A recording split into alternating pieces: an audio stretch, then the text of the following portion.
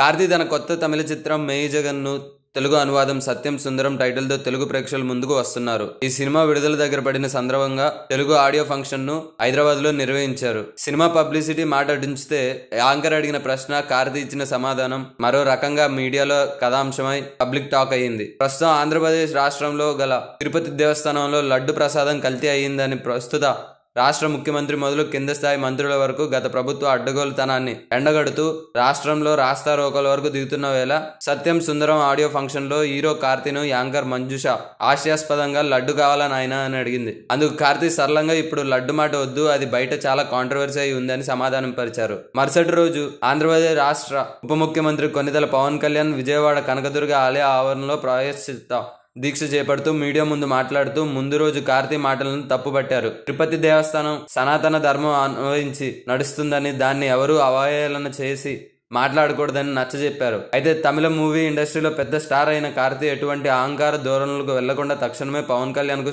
క్షమాపణ చెప్పుకున్నారు. తాను ఏదైనా తప్పుగా మాట్లాడినా, తన మాటలు తప్పుగా అర్థమైనా క్షమించాలని కోరుకున్నారు. తాను కూడా నియమ నిబద్ధత కలిగిన శ్రీ వెంకటేశ్వర స్వామి భక్తుడని, తాను కూడా సాంప్రదాయాలను గౌరవిస్తాడని పేర్కొన్నాడు. ఇదే విషయమై కార్తీ అన్నయ్య సూర్య కూడా ట్విట్టర్ ముంగిట వచ్చి తమ్ముడి మాటలకు క్షమాపణ చెప్పడమే కాకుండా తిరుపతి గుళ్ళో జరిగిన లడ్డు ప్రసాద కల్తీ ప్రారాధ్యం అయి దీక్ష చేపడుతున్నట్లు సంజాయిషి ఇచ్చుకున్నాడు. అన్నా తమ్ముల గౌరవ భక్షత అభినందిస్తూ పవన్ కళ్యాణ్ తిరిగి మాట కలిపారు. కార్తీని ట్యాగ్ చేస్తూ ట్విట్టర్ లో కృతజ్ఞతలు తెలుపుకున్నారు.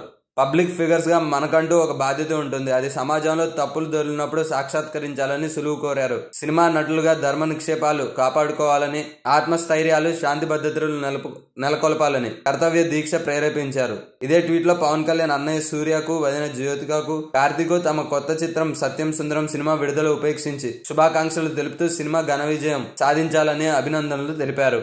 సబ్స్క్రైబ్ చేయండి. Please do subscribe to.